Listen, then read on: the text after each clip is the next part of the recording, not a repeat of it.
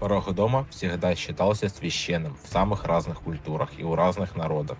Именно в дверной проем втыкаются обереги согласно славянским верованиям.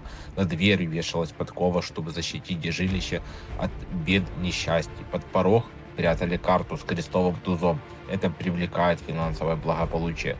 А еще помните поверье, что вампир не может зайти в дом к человеку или переступить его порог, если его не пригласили. Так вот, это все не случайно. Двери в жилище — это портал между мирами. И я не советую вам открывать двери, если в нее стучат, а в дверной глазок вы видите только пустой коридор. Так как вам просятся разные сущности, и далеко не всегда у них добрые намерения.